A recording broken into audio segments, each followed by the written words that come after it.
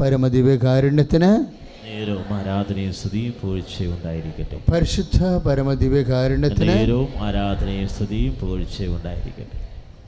പ്രിയപ്പെട്ടവരെ, അതീവ അനുഗ്രഹപ്രദമായ വലിയ സാക്ഷ്യങ്ങളാണ് നമ്മൾ കേട്ടത്.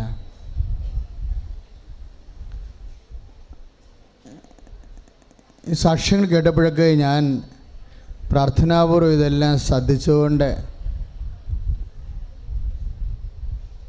അകത്തിരുന്ന് പ്രാർത്ഥന കൂടുകയായിരുന്നു, മുറിയുടെ അകത്ത്. അപ്പോൾ ഒന്ന് രണ്ട് സഹോദരങ്ങളൊരു കാര്യം എന്നോട് പറഞ്ഞു, അല്ല സാക്ഷ്യത്തിൽ പറഞ്ഞു. എന്താ അവർ പറഞ്ഞത്? ഉടമ്പടിയിൽ വെക്കാത്ത ചില കാര്യങ്ങളും ഉടമ്പടി കാലത്ത് ഞങ്ങൾക്ക് പരിശുദ്ധ അമ്മ സാധിച്ചു തന്നു. അപ്പോൾ മക്കളെ ശ്രദ്ധിക്കേണ്ട. അപ്പോൾ ഈ ഉടമ്പടിയിൽ വെച്ച കാര്യങ്ങളിൽ എന്തോ ധൃതി കൂടിപ്പോയെന്നാണ് അച്ഛൻ മനസ്സിലാക്കിയത്. ചില സാക്ഷ്യം പറഞ്ഞില്ലേ? അപ്പോൾ എന്താ പറഞ്ഞത്? ഉടമ്പടിയിൽ വെക്കാത്ത കാര്യങ്ങളും പരിശുദ്ധ അമ്മ ഞങ്ങൾക്ക് സാധിച്ചു തന്നു എന്ന്. അപ്പോഴേ അത് എനിക്ക് പരിശുദ്ധാത്മാവിൽ വിവേചിച്ച് മനസ്സിലായത്, നമ്മൾ ധൃതി കൂടിപ്പോയി ഉടമ്പടിയിലെ കാര്യങ്ങൾ പ്ലേസ് ചെയ്തപ്പോൾ. പ്രയോറിറ്റി നിശ്ചയിക്കുന്നതിലെ മുൻഗണന നമ്മൾ നിശ്ചയിച്ചപ്പോൾ ധൃതി കൂടിപ്പോയി. അങ്ങനെയാണ് അത് സംഭവിക്കുന്നത്. എപ്പോഴും നമ്മൾ നോക്കേണ്ടത്, ഈ ഉടമ്പടി നിയോഗം വെക്കുമ്പോൾ കുറേ നേരം ഇരുന്ന് ഹരിച്ചും കുണിച്ചും കൂട്ടിയും പ്രാർത്ഥിച്ച് നോക്കണം. ഒന്നുമില്ലെങ്കിൽ ഒരു കാര്യം മക്കൾക്ക് ചെയ്യാം. എന്ത് ചെയ്യാൻ പറ്റുമെന്നറിയാവോ? എല്ലാവർക്കും ചെയ്യാൻ പറ്റുന്ന കാര്യങ്ങൾ. ഈ ചില പ്രയോറിറ്റി നിശ്ചയിക്കുമ്പോൾ നമ്മൾക്ക് ചിലപ്പോൾ പ്രമാദങ്ങൾ സംഭവിക്കും, ആശയക്കുഴപ്പങ്ങൾ സംഭവിക്കും. കാര്യം മുൻഗണന നിശ്ചയിക്കത്തില്ലേ? മുൻഗണന നിശ്ചയിക്കുമ്പോൾ നമുക്ക് ചില സമയത്ത് ഏതാണ് വലുതെന്നറിയാൻ പാടില്ലാതെ വിഷമിക്കുമ്പോൾ നിങ്ങൾ അങ്ങനെ കൺഫ്യൂഷൻ വരികയാണെങ്കിൽ നിങ്ങൾ ചെയ്യേണ്ട ഒരു എളുപ്പ വഴിയുണ്ട്. 2 ബ്ലാങ്ക് കോളം ഇട്ടേക്കണം. അത് അമ്മ തീരുമാനിച്ചാൽ മതി എന്ന് പറയണം. അപ്പോൾ പ്രശ്നം തീർന്നു. 4 നിബന്ധനകൾ എഴുതിയതിന് ശേഷം 2 ബ്ലാങ്ക്, അതായത് ശൂന്യമായ 2 കോളങ്ങൾ 5ഉം 6ഉം ഇട്ടേക്കണം. അത് നമ്പർ ഇട്ടേക്കണം. ഈ എൻ്റെ ജീവിതത്തിൽ അത് അവിടെ എഴുതി വെക്കണം. ഇത് അമ്മ തീരുമാനിക്കുക എന്ന് എഴുതി വെക്കണം അവിടെ. അപ്പോൾ പിന്നെ നമുക്ക് ഈസിയാണ് വിഷയം. അമ്മ തീരുമാനിക്കാമെന്ന് എഴുതി വെച്ച് കഴിഞ്ഞാൽ ഇപ്പോൾ 2 എഴുതിയില്ലെങ്കിലും 1 അങ്ങനെ വന്നാൽ 1 മക്കൾ എഴുതി വെക്കണം. ഈ വിഷയം എനിക്ക് മുൻഗണന കിട്ടണില്ല, അതുകൊണ്ട് അമ്മ തീരുമാനിക്കുക. അമ്മ തീരുമാനിക്കുക എന്ന് വെച്ചാൽ നമുക്ക് ഒത്തിരിയേറെ അതൊരു മർമ്മമാണ്. അത് വെടിക്കുറ്റിക്ക് തീ കൊടുക്കാൻ പറ്റിയൊരു തിരി നീണ്ടു നിൽക്കത്തില്ലേ, കുറിഞ്ഞിയെന്ന് പറയും. കതിനാക്കുറ്റിക്ക് തീ കൊടുക്കാൻ വേണ്ടി ഒരു മുന ഇങ്ങനെ തിരി, വെടിമരുന്നിൻ്റെ തിരി നീണ്ടു നിൽക്കും. അതുമേലാണ് തിരി കൊടുക്കുന്നത്. ഇതുപോലെ ഉടമ്പടിയുടെ ഒരു കുറിഞ്ഞിയായിട്ട് പ്രവർത്തിക്കാൻ സാധ്യതയുണ്ട്. എന്താ കാര്യം എന്നറിയാവോ? ആ വിഷയത്തിൽ നമ്മളെ പൂർണ്ണമായിട്ടും ദൈവഹിതത്തിന് സമർപ്പിക്കുന്നു. Price the Lord. ആ വിഷയം നമ്മൾ 2 കാര്യം നമ്മൾ ബ്ലാങ്കായിട്ട് ഇടുന്നു. 2 കാര്യം അമ്മയ്ക്ക് തീരുമാനിക്കാൻ വേണ്ടി നമ്മൾ ഓപ്ഷൻ ചെയ്യാൻ. പിന്നെ ഉടമ്പടി പുതുക്കുന്നവരൊക്കെ അങ്ങനെ ചെയ്താൽ മതിയെന്ന് തോന്നണം. എന്താ കാര്യം വെച്ച് കഴിഞ്ഞാൽ, നിങ്ങൾ ഇപ്പോൾ കർത്താവിൻ്റെ വചനം എന്താ പറയണത്? ഞാൻ നിന്നെ മുഖത്ത് നോക്കി ഉപദേശിക്കുക, അല്ലേ? നീ നടക്കേണ്ട വഴി ഞാൻ നിനക്ക് പറഞ്ഞു തരാം. അപ്പോൾ ചില കാര്യങ്ങൾ ദൈവം നമുക്ക് പറഞ്ഞു തരണം, അല്ലേ?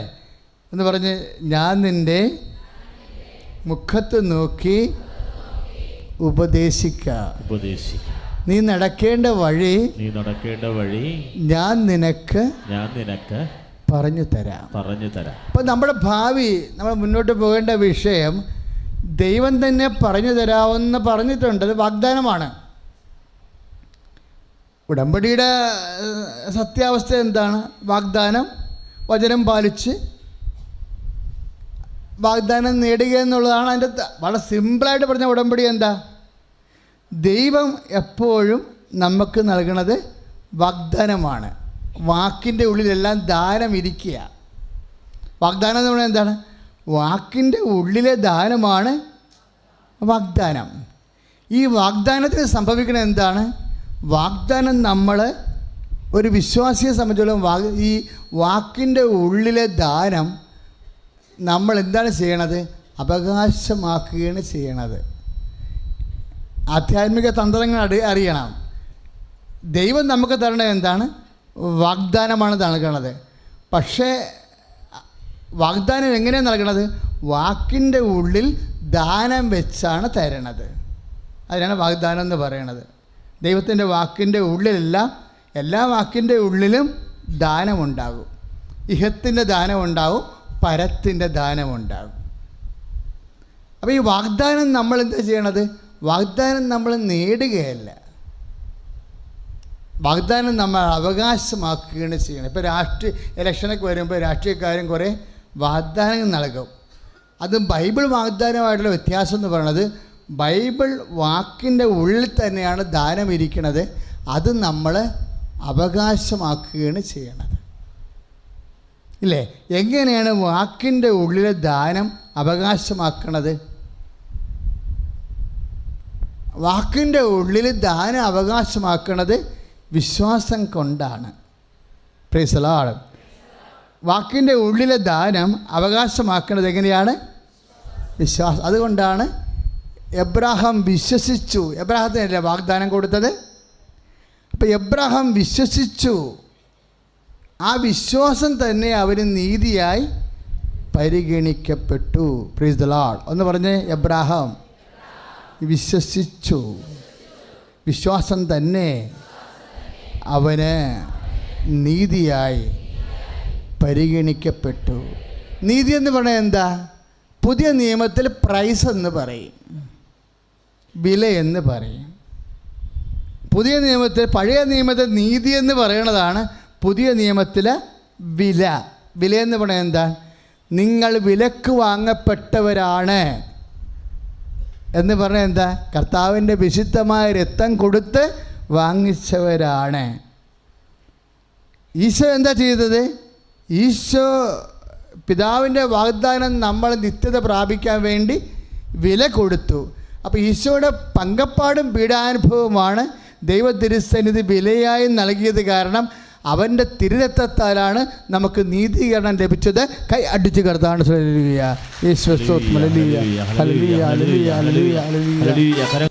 അവൻ കർത്താവിൽ വിശ്വസിച്ചു.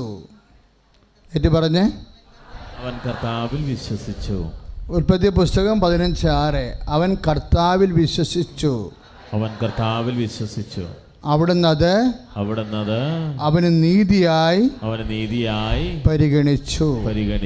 Price the Lord. അത് തന്നെയാണ് റോമാലേഖനം 4:16. റോമ 4:16. അതിനാൽ വാഗ്ദാനം നൽകപ്പെട്ടത് വിശ്വാസത്തിൻ്റെ അടിസ്ഥാനത്തിലാണ്. Price the Lord. അതൊരു ദാനമായിരിക്കുന്നതിനും അങ്ങനെ അബ്രാഹത്തിൻ്റെ എല്ലാ സന്തതിക്കും, നിയമം ലഭിച്ച സന്തതിക്ക് മാത്രമല്ല, അബ്രാഹത്തിൻ്റെ വിശ്വാസത്തിൽ പങ്കുചേരുന്ന സന്തതിക്ക് ലഭിക്കുമെന്ന് ഉറപ്പുണ്ടാകുന്നതിന് വേണ്ടിയാണ്. ഇപ്പോൾ നിയമം ലഭിച്ച് നമുക്ക് മാത്രമല്ല, അക്രൈസ്തവർക്കും മുസ്ലിംസിനും എല്ലാം ഉടമ്പടിയുടെ ദാനം കിട്ടുന്നുണ്ട്. ഞായറാഴ്ച മുസ്ലിംസ് സാക്ഷ്യം പറഞ്ഞായിരുന്നു, ഇന്ന് ഹൈന്ദവ സഹോദരനോട് സാക്ഷ്യം പറഞ്ഞായിരുന്നു. ഇല്ലേ? എന്താ കാര്യം? വാഗ്ദാനങ്ങളിൽ വിശ്വസിക്കുന്ന എല്ലാവരും എബ്രാഹത്തിൻ്റെ വിശ്വാസത്തിലാണ് പങ്കുപറ്റണത്. Praise the Lord. ഹല്ലേലൂയ. ഇപ്പോൾ ഈ വാഗ്ദാനം അവകാശമാക്കുന്നത് എങ്ങനെയാണ്? നമ്മുടെ വിശ്വാസം മൂലമാണ് വാഗ്ദാനം അവകാശമാക്കുന്നത്. പ്രാർത്ഥിക്കുക. കർത്താവായ ദൈവമേ, അങ്ങയുടെ വാക്കിലിരിക്കുന്ന എല്ലാ ദാനങ്ങളും അവകാശമാക്കുന്ന ആവശ്യമായ വിശ്വാസത്താൽ എന്നെ അഭിഷേകം ചെയ്യണമേ. സ്തുതിയുടെ ഹല്ലേലൂയ. കരങ്ങൾ ഉയർത്തിക്കൊണ്ട് സ്തുതിക്കട്ടെ. കർത്താവേ, അങ്ങയുടെ വാക്കിനാൽ എന്നെ അഭിഷേകം ചെയ്യണമേ. കർത്താവിന്റെ ശക്തിയാൽ നിറയ്ക്കണമേ എന്ന് പ്രാർത്ഥിക്കുന്നു. കർത്താവിന്റെ കൃപ ചൊരിയണമേ എന്ന് പ്രാർത്ഥിക്കുന്നു. മനമുയർത്തി സ്തുതിക്കട്ടെ. ഹല്ലേലൂയ. ഉടമ്പടി സംഭവിക്കുന്നത് എന്താണ്? ദൈവം എല്ലാ വാക്കിൻ്റെ ഉള്ളിൽ വെച്ചിരിക്കുന്ന ദാനങ്ങളെ വിശ്വാസം വഴി നമുക്ക് ലഭിക്കാൻ വേണ്ടി ഉറപ്പുള്ള ഒരു പദ്ധതിയുടെ ഭാഗമാക്കി മാറ്റുകയാണ്. അത് വെറുതെ വിശ്വസിക്കുകയല്ല, അത് കണിശവും കൃത്യവുമായി നമുക്ക് ആ വാഗ്ദാനം പ്രാപിക്കാൻ വേണ്ടി ഉറപ്പുള്ള ഒരു പദ്ധതിയുടെ ഭാഗമാക്കി മാറ്റുന്നു. ആ പദ്ധതിയുടെ പേരാണ് ഉടമ്പടി എന്ന്. അപ്പോൾ ഉടമ്പടി എടുക്കുമ്പോൾ സ്വാഭാവികമായിട്ട് സംഭവിക്കുന്നത് എന്താണ്? നമ്മൾ അതിൽ വിശ്വസിക്കുകയും വിശ്വസ്തത പാലിക്കുകയും ചെയ്യുന്നു. അങ്ങനെ വിശ്വാസം വഴിയും വിശ്വസ്തത വഴിയുമാണ് വാക്കിലെ ഉള്ളിലെ ദാനം റിലീസ് ചെയ്ത് നമുക്ക് അവകാശമാക്കി മാറ്റണത്. അതുകൊണ്ടാണ് സങ്കീർത്തനം പുറപ്പാടിൻ്റെ പുസ്തകം 34:10 ഏറ്റുപറഞ്ഞ് അവിടുന്ന് അരുളി ചെയ്തു. പുറപ്പാടിൻ്റെ പുസ്തകം 34:10 തിരുവചനം. അവിടുന്ന് അരുളി ചെയ്തു, ഇതാ ഞാൻ ഒരു ഉടമ്പടി ചെയ്യുന്നു. ലോകത്തിലൊരിടത്തും ഒരു ജനതയുടെ ഇടയിലും നടന്നിട്ടില്ലാത്ത തരം അത്ഭുതം നിന്റെ ജനത്തിന്റെ മുമ്പിൽ ഞാൻ പ്രവർത്തിക്കും. ലോകത്തൊരിടത്തും ഒരു ജനതയുടെ ഇടയിലും നടന്നിട്ടില്ലാത്ത തരം അത്ഭുതങ്ങൾ നിന്റെ ജനത്തിന്റെ മുമ്പിൽ ഞാൻ പ്രവർത്തിക്കും. അപ്പോൾ ഉടമ്പടിയുടെ വാഗ്ദാനം എന്താണ്? അത്ഭുതം തന്നെയാണ് എൻ്റെ അടുത്ത് ഉള്ളത്. ഇത് നമ്മൾ എങ്ങനെയാണ് പ്രാപിക്കണത്? എബ്രഹാം പ്രാപിച്ച പോലെയാണ്. വിശ്വാസം ആണ് ഇൻവെസ്റ്റ് ചെയ്യണത്. അപ്പോൾ എപ്പോഴും നമ്മൾ ശ്രദ്ധിക്കേണ്ട വിഷയം, ഇപ്പോൾ ഈ വെള്ളം ചൂടാകണമെങ്കിൽ എത്ര ഡിഗ്രി വേണ്ടി വരുമായിരിക്കും? എത്ര ഡിഗ്രി സെൻറ്റിഗ്രേഡ് വേണം വെള്ളം ചൂടാക്കാൻ? 100.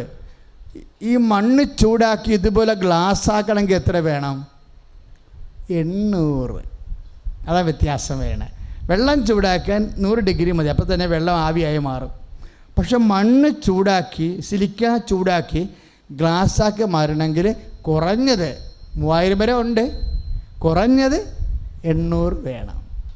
ഇതുപോലെ ഒരു സബ്സ്റ്റൻസിൻ്റെ, ഒരു മെറ്റീരിയലിൻ്റെ അതിൻ്റെ ഘടനയും അതിൻ്റെ ശക്തി അനുസരിച്ചിട്ട് ചിലപ്പോൾ വിശ്വാസം കൊണ്ട് ചില സംഭവം ചൂടാകത്തില്ല. പറഞ്ഞാൽ മനസ്സിലായില്ലേ? ചില കാര്യങ്ങൾ വിശ്വാസം കൊണ്ട് ചൂടാകത്തില്ല. അതിനെന്താ വേണ്ടത്? ബോയിൽഡ് ഫെയ്ത്ത് വേണം, തിളച്ച വിശ്വാസം. അതിനാണ് നമ്മളെന്ത് പറയണത്? ബോയിൽഡ് ഫെയ്ത്ത് എന്നൊക്കെ പറയുന്നത് അച്ഛൻ്റെ ടെർമിനോളജിയാണ്. ഞാൻ കാലാകാലങ്ങളുടെ കർത്താവിൻ്റെ കൂടെ നടന്ന് പഠിച്ചെടുത്ത സംഭവമാണ്. ബോയിൽഡ് ഫെയ്ത്ത് എന്ന് പറയണത് മൂത്ത വിശ്വാസം. അതായത് നമുക്കറിയാമല്ലോ, അതിനാണ് നമ്മൾ വിശ്വസ്തത എന്ന് പറയണത്. പക്ഷേ വിശ്വസ്തത എന്ന് പറയുമ്പോൾ വിശ്വസ്തത ഒരു വിഷയം കാലങ്ങളോളം നീണ്ടിട്ട് നമ്മൾ വിശ്വാസത്തിൽ നിലനിന്ന് കഴിഞ്ഞാൽ വിശ്വസ്തതയാകും. പക്ഷേ ശരിക്കും പറഞ്ഞാൽ വിശ്വസ്തത തന്നെ ഈ നമ്മൾ 916, 18 കാരറ്റ്, 20 കാരറ്റ്, 22 കാരറ്റ്, 24 കാരറ്റ് എന്ന് വെച്ചാൽ ഇത് മാറ്റുണ്ട്. മാറ്റ് കൂടിയ വിശ്വസ്തതയുണ്ട്, മാറ്റ് കുറഞ്ഞ വിശ്വസ്തതയുമുണ്ട്. ഇപ്പോൾ സ്വർണം 18 എന്ന് പറയുമ്പോൾ അർത്ഥം എന്താ? അതിൻ്റെ അകത്ത് ചേർന്നിരിക്കുന്ന ചെമ്പ് കുറയും തോറും അതിൻ്റെ മാറ്റ് കൂടിക്കൊണ്ടിരിക്കും. 24 എന്ന് പറയുമ്പോൾ തങ്കമായി സംഭവം. തങ്കം പോലത്തെ വിശ്വാസത്തിനാണ് എന്തെന്ന് പറയണത്? വിശ്വസ്തതയെന്ന് പറയണത്. അതെന്ത് തങ്കം പോലെ? ഒരു വിശ്വാസം തങ്കം പോലെ ആകണം എപ്പോഴാണ്? ഊതിക്കാച്ചുമ്പോഴാണ്. അതാണ് പത്രോസ് പറയണത്, അഗ്നിശോധനയെ അതിജീവിക്കുന്ന വിശ്വാസം അഗ്നിയെ അതിജീവിച്ച സ്വർണത്തേക്കാൾ വിലയുള്ളതാണ്. ഒന്ന് പറഞ്ഞേ. അഗ്നിശോധനയെ അതിജീവിച്ച സ്വർണത്തേക്കാൾ വിലയുള്ളതാണ് പരീക്ഷണങ്ങളെ അതിജീവിച്ച വിശ്വാസം. അതാണ് 1:10-1:7. സ്തുതിയുടെ ഹല്ലേലൂയ. Hallelujah, hallelujah, hallelujah. കരങ്ങൾ ഉയർത്തിക്കൊണ്ട് സ്തുതിക്കട്ടെ. കർത്താവായ ദൈവമേ, കർത്താവായ ദൈവമേ, അഗ്നിശോധനകളേക്കാൾ അതിജീവിച്ച വിശ്വാസമാണല്ലോ പരീക്ഷകളെ അതിജീവിക്കുന്ന വിശ്വാസം. മനമുയർത്തി സ്വരമുയർത്തിക്കൊണ്ട് സ്തുതിക്കട്ടെ. പരീക്ഷണങ്ങളെ അതിജീവിച്ച് ജീവിക്കാൻ, ജീവിത പ്രതിസന്ധികളെ അതിജീവിക്കാൻ, അങ്ങനെ സ്വർണത്തേക്കാൾ രത്നത്തേക്കാൾ ശ്രേഷ്ഠമായ വിശ്വാസമായി തീരാൻ കൃപ ചെയ്യണമേ. ഹല്ലേലൂയ.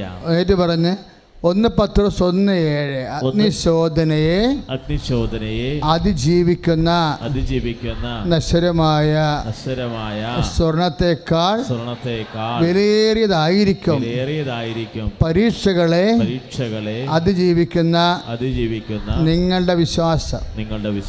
അത് യേശുക്രിസ്തുവിന്റെ പ്രത്യാഗമനത്തിൽ സ്തുതിക്കും മഹത്വത്തിനും ബഹുമാനത്തിനും ഹേതുവാകും. അതിൻ്റെ ഒരു ഗുണം എന്ന് പറയുന്നത് വിശ്വാസത്തിൻ്റെ മാറ്റുകൂടി വിശ്വസ്തതയായി കഴിഞ്ഞാൽ അതിൽ ഐഹികമായ അനുഗ്രഹം മാത്രമല്ല, നിത്യതയുടെ കൃപയും കൂടി ഉണ്ട്. കാര്യം അഗ്നിശോധനയെ അതിജീവിക്കുന്ന സ്വർണത്തേക്കാൾ വിലയുള്ളതാണ് പരീക്ഷയുടെ അതിജീവിക്കുന്ന വിശ്വാസം എന്ന വിശ്വസ്തത. അതിന് എപ്പോഴാണ് പ്രശംസ ലഭിക്കുന്നത്? നാട്ടു നടപ്പനുസരിച്ച് വ്യവഹാരിക ജീവിതത്തിൽ മാത്രമല്ല, യേശുക്രിസ്തുവിൻ്റെ പ്രത്യാഗമന വേളയിൽ അതിൻ്റെ മാറ്ററിയുന്നേ വിശ്വസ്തത. അപ്പം എൻ്റെ മക്കളൊരു പണി ചെയ്യണം. എന്തെങ്കിലും കാര്യങ്ങൾക്ക് ഓവർ പേയ്മെൻറ്റ് വരുമ്പോൾ വളരെ ശ്രദ്ധിക്കണം. നിങ്ങൾക്കൊന്ന് എക്സ്ട്രാ പേയ്മെൻറ്റ് ചോദിക്കത്തില്ലേ? ഇപ്പം നിങ്ങൾ ഒരു കിലോ അരിക്ക് എന്നാ വില 30 രൂപ എന്ന് വിചാരിച്ചോ, 300 രൂപ ചോദിച്ചാൽ നമ്മളെന്ത് ചെയ്യും? ഇതുപോലെ തന്നെ നിനക്കൊരു ജോലി എന്ന് പറയുമ്പോൾ ചില സമയത്ത് ഇന്നൊരു സാക്ഷി ഇവിടെ കേട്ടില്ലേ, 42-ാമത്തെ വയസ്സിൽ വിവാഹം നടന്നു. അപ്പോൾ കൃപാസന ഒരു വിവാഹം അനുഗ്രഹമെന്ന് പറയണത് 34 വയസ്സിന് ശേഷമേ പറയത്തുള്ളൂ. 33 വയസ്സുകാർ കല്യാണം കഴിച്ചതെന്ന് പറഞ്ഞാൽ സാക്ഷ്യം പറയിപ്പിക്കത്തില്ല. അതിനാണ് സാക്ഷ്യം നോക്കണത്. ഒരു കൊച്ചുണ്ടായെന്നൊക്കെ പറഞ്ഞാൽ 3 കൊല്ലമായിട്ട് കൊച്ചുണ്ടായില്ല, 3-ാമത്തെ കൊല്ലം കൊച്ചുണ്ടായെന്ന് പറഞ്ഞാലും സാക്ഷ്യം പറയിപ്പിക്കത്തില്ല.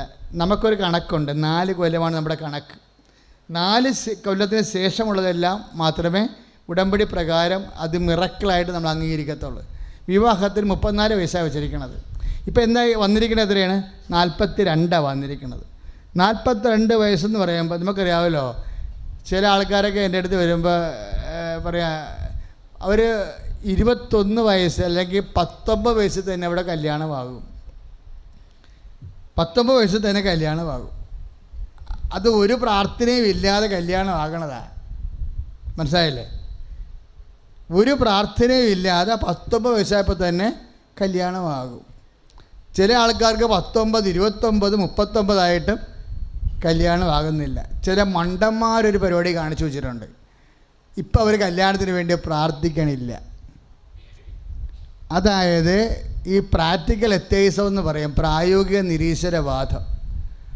ഒരു കാലത്ത് നമ്മളൊരു വിഷയത്തിന് വേണ്ടി പ്രാർത്ഥിക്കുകയും പിന്നീട് കുറേ നാൾ കഴിഞ്ഞപ്പോൾ പ്രാർത്ഥന നിർത്തിക്കളയുകയും ചെയ്യും. അവർ നിരീശ്വരവാദികളാണ്. കൊന്തയൊക്കെ ഇട്ട് വലിയ ഉടമ്പടിയൊക്കെ എടുത്ത് നടക്കുമെന്നല്ലാതെ ആ വിഷയത്തിന് വേണ്ടി പ്രാർത്ഥിച്ചിട്ടില്ല. എന്താ പ്രശ്നം എന്ന് വെച്ച് കഴിഞ്ഞാൽ, ഇപ്പം നിൻ്റെ കല്യാണമോ വീടോ വിവാഹമോ ജോലിയോ അതൊക്കെ കുറേ പ്രാർത്ഥിച്ചതാണ്, ഇപ്പം ഞാൻ നിർത്തി. ഇപ്പം ചില പറഞ്ഞു ഞാനിപ്പോൾ ഒരു പള്ളിയിലും പോണില്ലെന്ന് പറഞ്ഞില്ലേ, പ്രാർത്ഥിച്ച് മടുത്ത് നിർത്തിയെന്ന് പറഞ്ഞില്ലേ. ഇവരാണ് ഈ പ്രാക്ടിക്കൽ എത്തീസ്റ്റ് എന്ന് പറയണത്. പ്രാക്ടിക്കൽ എത്തീസം എന്ന് പറയുന്നത് പ്രായോഗിക നിരീശ്വരന്മാർ. എന്താ പ്രശ്നം എന്ന് വെച്ച് കഴിഞ്ഞാൽ, ഇവർക്ക് എന്താ സംഭവിച്ചിരിക്കണത്? ഇവർ ടൈം ഫിക്സ് ചെയ്തിരിക്കുക ജോലിക്ക്. ഇവരുടെ ടൈം ആരാ ഫിക്സ് ചെയ്തിരിക്കണത്? ഒന്നെങ്കിൽ നാട്ടു നടപ്പനുസരിച്ചുള്ള സാമൂഹ്യമായ പൊതു നിലപാടിൽ ഉണ്ടാകുന്ന സമയം. ഇന്ത്യയിൽ അത് എവിടെ എത്രയാണ്? ഇന്ത്യയിൽ 23 വയസ്സാണ്, 24 വയസ്സാണ് ഒരു കല്യാണ ടൈമുള്ളത്. യൂറോപ്പിൽ 35 വയസ്സാണ്. പറഞ്ഞ മനസ്സിലായില്ലേ? അപ്പോൾ ഓരോ രാജ്യത്തെയും കല്യാണത്തിന് ഓരോരോ ടൈമാണ്. പണ്ടൊക്കെ ഇവിടെ ശിശുവിവാഹം വരെ ഉണ്ടായിരുന്ന രാജ്യമാണിത്, ഇല്ലേ? അപ്പോൾ ഓരോരോ കാര്യങ്ങൾക്ക് രാജ്യങ്ങൾക്ക് ഓരോ സംസ്കാരത്തിനും ഓരോരോ ജീവിത വ്യാപാരങ്ങൾക്ക് ഓരോ സമയം ആര് നിശ്ചയിച്ചതാ? നാട്ടുകാരെ നിശ്ചയിച്ചതാണ്. ഇപ്പം നീ എന്താണ് ഈ സമയമായി ഇപ്പോൾ പ്രാർത്ഥിക്കണില്ലെന്ന് പറയണത്? ജോലിക്ക് വേണ്ടി നീ പ്രാർത്ഥന നിർത്തി. ഇപ്പോൾ പൊള്ളത്തേക്കാരത്തൊരു സാക്ഷി യൂട്യൂബിൽ കിടക്കുന്നുണ്ട്. അവർ 14 PSC ടെസ്റ്റ് എഴുതി തോറ്റു, 13 എഴുതി. ഇപ്പോൾ അവർക്ക് 41 വയസ്സായി. ഇനി ടെസ്റ്റ് എഴുതാൻ പറ്റത്തില്ല. ലാസ്റ്റ് ടെസ്റ്റ് കാസർഗോഡ് പോയി ചെയ്ത് വെച്ചാൽ എന്നോടൊന്ന് ചോദിച്ചേ, എന്താ അച്ഛാ രക്ഷപ്പെട്ട് പോരുമോ? അപ്പോൾ ഞാനൊന്നും മിണ്ടിയില്ല. കാര്യം എന്താ, ടെസ്റ്റിന് കുഴപ്പമുണ്ട്, അതാ മിണ്ടാതിരുന്നത്. പക്ഷേ ഞാൻ ആ ചാപ്റ്റർ ക്ലോസ് ചെയ്യത്തില്ല. ഞാൻ മിണ്ടിയില്ലെന്ന് പറഞ്ഞുകൊണ്ട് എൻ്റെ ഉദ്ദേശം അത് കിട്ടത്തില്ലെന്നല്ല അർത്ഥം. അത് പ്രെയർ ചെയ്താൽ ദൈവം നേരിട്ട് ഇടപെടേണ്ട ഒരു വകുപ്പാണതെന്നതിൻ്റെ അർത്ഥം. അതുകൊണ്ട് നീ വന്ന് നേരെ അമ്മയോട് പറഞ്ഞിട്ട് സാക്ഷ്യം പറയാമെന്ന് പറഞ്ഞിട്ട് പോയിക്കൊള്ളാൻ പറയും. അവളോട് അങ്ങനെ തന്നെയാണ് പറഞ്ഞിരിക്കണത്. എന്നിട്ട് എന്നാ സംഭവിച്ചിരിക്കണത്? 8 പേരാണ് എൻ്റെ സെലക്ഷൻ വന്നിരിക്കുന്നത്. ഒരു സീറ്റേ ഉള്ളു. അവസാനം മെമ്മോ വന്നപ്പോൾ അവൾക്ക് മാത്രം വന്നു. അപ്പം നിങ്ങൾ ചോദിക്കും, 24 വയസ്സുകാർക്ക് PSC ജോലി കിട്ടിയല്ല, അവരല്ലേ സാക്ഷ്യം പറയേണ്ടതെന്ന് ചോദിച്ചു. ഈ 41 വയസ്സുകാരത്തിയാണ് സാക്ഷ്യം പറയേണ്ടതെന്ന് ചോദിക്കും. ഇവിടെ എന്താ പ്രശ്നം വന്നിരിക്കണമെന്ന് വെച്ച് കഴിഞ്ഞാൽ, ഇവൾക്ക് ജോലിക്ക് വേണ്ടി 1 കിലോ അരിക്ക് 30 രൂപ ഉള്ളെങ്കിൽ ഇവൾ 300 രൂപ കൊടുത്തിരിക്കുകയാണ്. എൻ്റെ മക്കൾ മനസ്സിലാക്കുന്നുണ്ടോ ഞാൻ പറയണത്? സമയമാണ് വിഷയം. ഇവിടുത്തെ കൃപാസനത്തിൽ പ്രത്യക്ഷപ്പെട്ട മാതാവ് സമയത്തിൻ്റെ അധികാരിയാണ്. സമയത്തെക്കുറിച്ച് മാതാവിന് ഈ ധ്യാനം കേന്ദ്രത്തിൽ നിന്നുകൊണ്ട് ലോകത്തിനോട് ഒത്തിരി സംസാരിക്കാനുണ്ട്. മനുഷ്യൻ ഫിക്സ് ചെയ്ത സമയമാണ് നിൻ്റെ നിരാശയുടെ അടിസ്ഥാനം. നാട്ടുകാർ ഫിക്സ് ചെയ്ത സമയമാണ് നിൻ്റെ നിരാശയുടെ അടിസ്ഥാനം.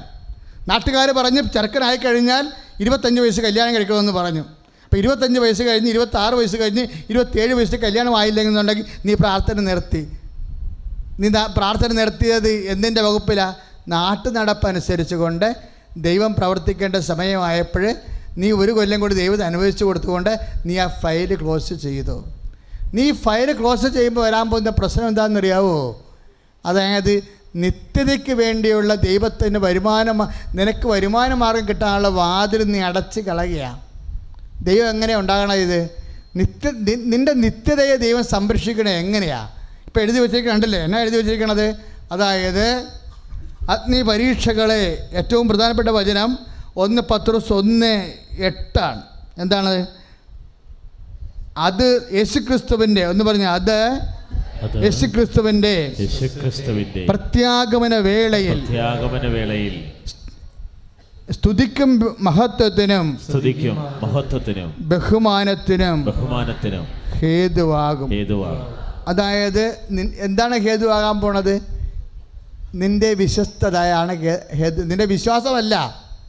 വിശ്വാസം അനുഗ്രഹത്തിന് വേണ്ടിയുള്ളതും വിശ്വസ്തത കൃപയ്ക്ക് വേണ്ടിയുള്ളതുമാണ്. കൃപ നിത്യതയ്ക്ക് വേണ്ടിയുള്ളതാണ്. കൈയടിച്ച് കർത്താവ്. അപ്പോൾ ദൈവവേദനെ നിൻ്റെ ശാരീരിക രോഗമാകാം, നിൻ്റെ ജോലിയാകാം, നിൻ്റെ വിവാഹമാകാം, നിൻ്റെ കുഞ്ഞിന് ലഭിക്കുന്ന സന്താന സൗഭാഗ്യമാകാം.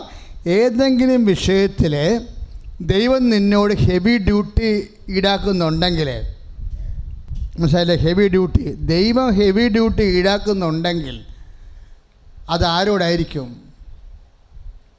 ബുദ്ധിയുള്ള ദൈവപൈതലെ ആലോചിച്ച് പരിശുദ്ധാത്മാവോട് ചോദിക്കുക. ദൈവം ഹെവി ഡ്യൂട്ടി ഈടാക്കുന്നുണ്ടെങ്കിൽ അതാരോടായിരിക്കും? അതാണ് പ്രശ്നം. എന്താ കാര്യമെന്നറിയാവോ? അതായത്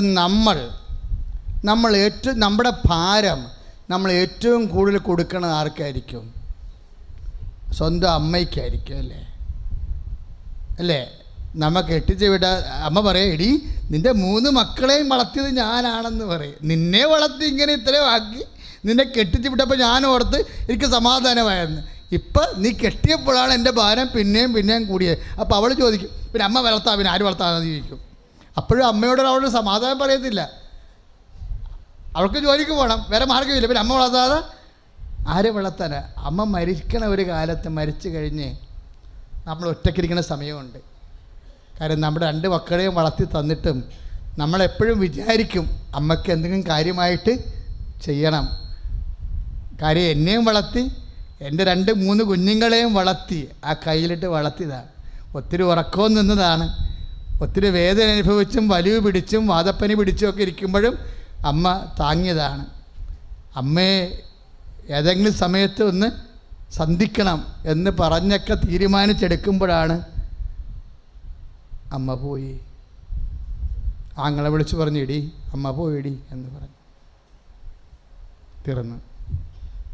അപ്പം നമ്മൾ കരയുമ്പോൾ നമ്മുടെ ആത്മാവ് കരയും, കണ്ണ് മാത്രമല്ല ആത്മാവ് കരയും. ഇനി ഏത് ലോകത്ത് വെച്ചാണ് എൻ്റെ അമ്മയ്ക്ക് ഞാൻ അമ്മയുടെ കഷ്ടപ്പാടുകൾക്കെല്ലാം അമ്മേ ഞാനിനി എങ്ങനെ പ്രത്യുത്തരം നൽകും?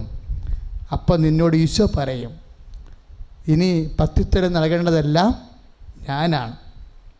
അതാണ് കർത്താവ് പറയണത്. അത് നിൻ്റെ വിശ്വസ്തത യേശുക്രിസ്തുവിൻ്റെ പ്രത്യാഗമന വേളയിൽ ഒന്ന് പറഞ്ഞ്,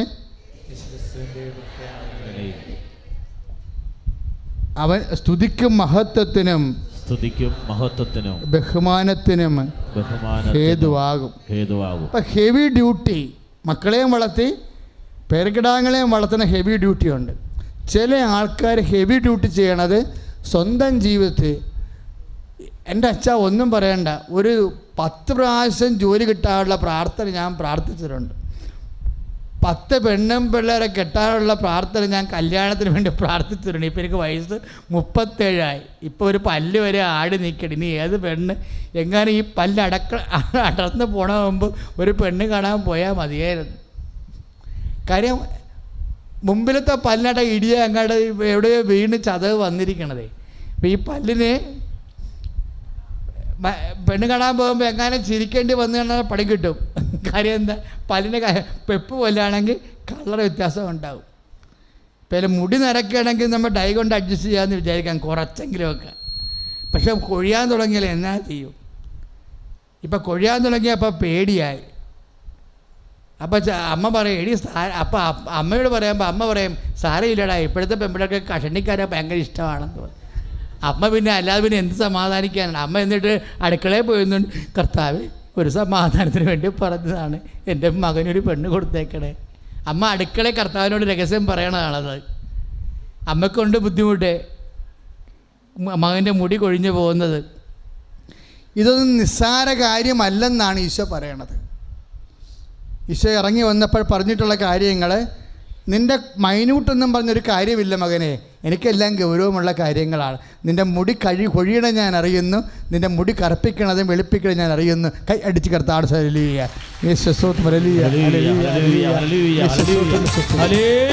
പരമദിവ്യകാരുണ്യത്തിന് നേരവും ആരാധനയും സ്തുതിയും പുകഴ്ചയും ഉണ്ടായിരിക്കട്ടെ. ഇപ്പം എന്താ പരിശുദ്ധാത്മാവ് അച്ഛനിലൂടെ പറഞ്ഞുകൊണ്ടിരിക്കുന്നത്? മകനെ ഹെവി ഡ്യൂട്ടി ആയിട്ട് തോന്നുന്നുണ്ടെങ്കിൽ, നീ അത് അക്സെപ്റ്റ് ചെയ്യുന്നുണ്ടെങ്കിൽ, ഇപ്പോൾ ഒരു ജോലിക്കും അല്ലെങ്കിൽ ഒരു വിവാഹത്തിനും ഒരു കുഞ്ഞിനും ആവശ്യമായ പ്രാർത്ഥന, അതിന് പ്രാർത്ഥന പോലും ആവശ്യമില്ലെന്നാണ് ഈശോ പറഞ്ഞത്. ഞാൻ കർത്താവിൻ്റെ ചില വചനം വായിക്കുമ്പോൾ എനിക്ക് ചിരി വരും. പണ്ട് തുഗ്ലക്കെന്നും പറഞ്ഞൊരു രാജാവുണ്ടായിരുന്നു ഇന്ത്യയിൽ. രാഷ്ട്രീയക്കാരെന്തെങ്കിലും ഭരണത്തിന് എന്തെങ്കിലും ബുദ്ധിമോശം കാണിക്കുമ്പോൾ ആൾക്കാരെ വിളിച്ച് ആക്ഷേപിച്ച് പറയണതാണ് തുഗ്ലക്ക് ഭരണമാണെന്ന് തോന്നണമെന്ന്. തുഗ്ലക്കിൻ്റെ പ്രത്യേകത എന്താ? തുഗ്ലക്ക് കുറേ നിയമം കൊണ്ട് വരും, പൊട്ട നിയമങ്ങൾ. എന്നാ കൊണ്ടുവന്നത്? ഈ രാജ്യത്ത് കുതിര ഉള്ളവരെല്ലാവരും, അന്ന് കാറല്ലല്ല കുതിരയല്ലേ, ഇപ്പോൾ തുഗ്ലക്കൊരു നിയമം കൊണ്ടുവന്നു. ഈ രാജ്യത്ത് കുതിര ഉള്ളവരെല്ലാവരും 5 രൂപ കപ്പൻ കൊടുക്കണം. അപ്പോൾ കുഴപ്പമില്ല, കുതിര ഉള്ളവർ 5 രൂപ കപ്പം കൊടുക്കണം. പിന്നെ അതിൻ്റെ അടിയിൽ എഴുതി ചേർത്ത് അതുപോലെ കുതിരയില്ലാത്തവർ വന്നു. പിന്നെ ഈ കപ്പത്തിൻ്റെ കുതിരക്ക് എന്താ പ്രസക്തി? ഇപ്പോഴും അതുപോലെ ഒരു വചനം ഇതിൻ്റെ അകത്തുണ്ട്. അപ്പോൾ അതാണ് നീ ദൈവത്തെ മനസ്സിലാക്കേണ്ടത്. എന്താ എഴുതിയിരിക്കണത്? ഞാൻ എല്ലാ നല്ല മനുഷ്യരുടെ മേലും മഴ പെയ്യിപ്പിക്കും, അതുപോലെ ചീത്ത മനുഷ്യരുടെ മേലും, അല്ലേ? ഞാൻ എല്ലാ നീതിമാന്മാരുടെ മേലും സൂര്യൻ ഉദിപ്പിക്കും, അതുപോലെ നീതി കെട്ടവരുടെ മേലും. 5:45 മത്തായിയുടെ സുവിശേഷം 5:45. കർത്താവാണിത് പറഞ്ഞിരിക്കുന്നത്. മനുഷ്യൻ ഈ ഭൂമിയിൽ ആഗ്രഹിക്കാവുന്ന എല്ലാം നേടിയൊരു മനുഷ്യനാണ്. അവസാനം പറയും, ഇപ്പോഴെനിക്ക് മായയായിട്ട് തോന്നണത്, മായ സർവ്വതും മായ എന്ന് പറയും. നമ്മളെ സഭാപ്രസംഗി 3-ാം അധ്യായം 3-ാം വാക്യം വായിക്കുമ്പോൾ മായ 1-ാം വാക്യത്തിലുണ്ട്. ഇന്ന് സഭാപ്രസംഗിയുടെ 1-ാം അധ്യായം മുതൽ തന്നെ കിടപ്പുണ്ടത്. കാര്യം എന്താ? 1:10 വരുമ്പോൾ അതായത് എപ്പോഴും മായ അല്ലാത്ത നമ്മൾ 70 കൊല്ലം ഇവിടെ ജീവിച്ചിട്ട് നമ്മളെ പിരിഞ്ഞു പോകുമ്പോൾ എല്ലാം മായയാണെന്ന് തോന്നിക്കഴിഞ്ഞാൽ പിന്നെ ദൈവത്തിൻ്റെ യേശുക്രിസ്തുവിൻ്റെ പീഡാനുഭവത്തിനും കുരിശുമണ്ഡത്തിനും വീണ്ടെടുപ്പിനും നമ്മുടെ ആത്മാവിന് എന്നാ വില? അതുകൊണ്ട് ആത്മാവിൻ്റെ വില നമ്മൾ ഇവിടുന്ന് മുൻകൂർ വാങ്ങിച്ചിട്ടാണ് ദൈവം നമ്മളെ ഏറ്റെടുക്കണത്. അതെൻ്റെ മക്കൾ മനസ്സിലാക്കണം. അതുകൊണ്ടാണ് ഏതെങ്കിലും അനുഗ്രഹം താമസിക്കുന്നത്, അനുഗ്രഹം ദൈവ തിരുസന്നിധിയിൽ ഒരു വിഷയം പോലുമല്ല എന്ന് പറയും. എന്താണ്? നിങ്ങൾ ആദ്യം ദൈവരാജ്യത്തെയും അതിൻ്റെ നീതിയെയും അന്വേഷിക്കുക. അനുഗ്രഹം കോംപ്ലിമെൻ്റായിട്ട് നൽകുമെന്നാണ്. അത് വില കൊടുക്കേണ്ട കാര്യമില്ലെന്നാണ് പറയണത്. അത് കോംപ്ലിമെൻ്റായിട്ട് ചേർത്ത് നൽകുമെന്നല്ലേ പറയണത്. ആദ്യം നിങ്ങൾ നിത്യത അന്വേഷിച്ചാൽ, നിത്യത എങ്ങനെ അന്വേഷിക്കാൻ പറ്റും? ദൈവത്തിൻ്റെ മനസ്സ്, ആദ്യം ദൈവരാജ്യത്തെയും ഒന്ന് പറഞ്ഞ ആദ്യം ദൈവരാജ്യത്തെയും അതിൻ്റെ നീതിയെയും അന്വേഷിക്കുക. ബാക്കിയുള്ളത് ചേർത്ത് നൽകും. മത്തായി ശ്ലീഹായുടെ സുവിശേഷത്തിൽ 6:33 എപ്പോഴും കേൾക്കുന്ന വചനമാണ്. എന്താണ്? ആദ്യം പറഞ്ഞേ, ദൈവരാജ്യത്തെയും അതിൻ്റെ നീതിയെയും അന്വേഷിക്കുക. അപ്പം ആദ്യം ഫസ്റ്റ് പ്രയോറിറ്റി എന്താ? ദൈവരാജ്യം അന്വേഷിക്കുകയാണ്. ഉടമ്പടിയുടെ ഫസ്റ്റ് പ്രയോറിറ്റി എന്താണ്? ആദ്യം നിബന്ധനയാണ്, പിന്നെയാണ് നിയോഗങ്ങൾ ചേർത്ത് നൽകണതാണ്. എല്ലാം ഉടമ്പടി വചനങ്ങളാണ്. അതിൻ്റെ സ്ട്രക്ചറെല്ലാം ഉടമ്പടി ബേസാണ്. ഇപ്പം മത്തായി 6:33 എന്താ പറയണത്? ആദ്യം ദൈവരാജ്യത്തെ അന്വേഷിക്കുക എന്ന് വെച്ചാൽ അർത്ഥം എന്താണ്? ദൈവത്തിൻ്റെ മനസ്സ് നിറവേറ്റുക. ദൈവത്തിൻ്റെ മനസ്സ് എങ്ങനെ അറിയാൻ പറ്റും? ദൈവത്തിൻ്റെ വചനത്തിൽ നിന്ന് അറിയാൻ പറ്റും. അതുതന്നെയാണ് അമ്മ പറയണത്, അവൻ പറഞ്ഞതുപോലെ ചെയ്യുക. അതുതന്നെയാണ് അമ്മയെക്കുറിച്ച് പറയണത്. ആരാണ് എൻ്റെ അമ്മ? ദൈവവചനം കേൾക്കുകയും അതനുസരിച്ച് ജീവിക്കുകയും ചെയ്യുന്നവളാണ് എൻ്റെ അമ്മയെന്ന്. Price the Lord. Hallelujah, hallelujah. അമ്മ തന്നെ ഒരു ഉടമ്പടിയാണ്. അമ്മ തന്നെ വാഗ്ദാന പേടകമാണ്. നമ്മുടെ ജീവിതത്തിലുമുള്ള ഫോർമുല അത് തന്നെയാണ്. നമ്മൾ വാഗ്ദാന പേടകമായി മാറുമ്പോൾ ബാക്കിയെല്ലാം നമ്മൾക്ക് ചേർത്ത് നൽകപ്പെടും. അതുകൊണ്ട് അച്ഛൻ എന്നാ പറയണമെന്നറിയാവോ? പ്രയോറിറ്റി വെക്കുമ്പോൾ ആദ്യം എന്താ ചെയ്യേണ്ടതെന്ന് ഈശോ പറഞ്ഞിട്ടുണ്ട്. നിങ്ങളെന്താ ചെയ്യണമെന്നറിയാവോ? ആദ്യം വെള്ളപ്പേപ്പറിലെ കാര്യമാണ് നോക്കണത്. വെള്ളപ്പേപ്പർ എന്താ ഉള്ളത്? നിയോഗങ്ങളാണ് ഉള്ളത്. നിയോഗം നിവർത്തിക്കേണ്ടത് അമ്മയുടെ ചുമതലയാണ്. അത് നമ്മുടെ ഡ്യൂട്ടി അല്ല. നിങ്ങൾ അത് വെച്ചുകൊണ്ടിരിക്കരുത്. നിങ്ങളെന്താ ചെയ്യേണ്ടതെന്നറിയാവോ? പച്ചപ്പേപ്പർ നോക്കണം. എന്താണ്? ദൈവരാജ്യം അവിടെയാണ് ഉള്ളത്. ആദ്യമെന്ന് പറഞ്ഞിട്ടില്ലേ?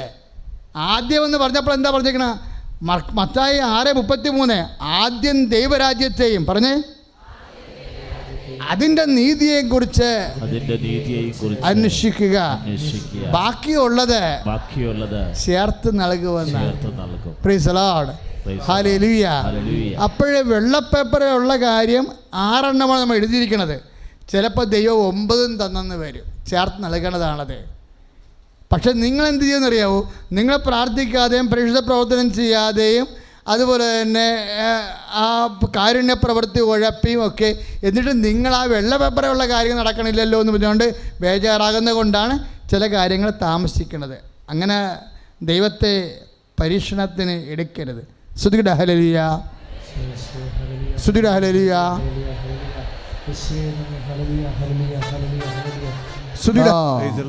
ഹല്ലേലൂയ. യേശുവേ സ്തോത്രം, യേശുവേ നന്ദി, യേശുവേ ആരാധന. നമ്മൾ വളരെ ബുദ്ധിപരമായ ചില നീക്കങ്ങൾ ഉടമ്പടി എടുത്തവരുടെ ഭാഗത്തുനിന്ന് ഉണ്ടാകണമെന്നുള്ള നിർദ്ദേശമാണ് അൾത്താരയിൽ നമുക്ക് അഭിഷേകമായി ലഭിച്ചുകൊണ്ടിരിക്കുന്നത്. അതുകൊണ്ട് തന്നെ വളരെ ശ്രദ്ധയോടെ ആണ് ഈ ക്ലാസ്സിൽ നിങ്ങളെ ശ്രദ്ധിക്കേണ്ടത്. കാര്യം ഇപ്പോഴും ഒരു ചേട്ടായി സാക്ഷ്യം പറഞ്ഞില്ലേ? എന്നാ സാക്ഷ്യം പറഞ്ഞത്? എനിക്ക് ഭയങ്കര ഇഷ്ടപ്പെട്ടായിരുന്നു ആ സാക്ഷ്യം. ആ സാക്ഷ്യം അദ്ദേഹത്തിൻ്റെ ഒരു പ്രളയം കയറിയ ഒരു ഉറഞ്ഞ വീടാ ഇല്ലേ? പക്ഷെ ആ വീട് അദ്ദേഹത്തിന് വിൽക്കണം. പക്ഷേ അദ്ദേഹത്തിന് വേറൊരു വീട് എടുക്കണം. അപ്പോൾ ഞാൻ ആ സാക്ഷ്യം ഞാൻ റിജക്റ്റ് ചെയ്തതാണ്.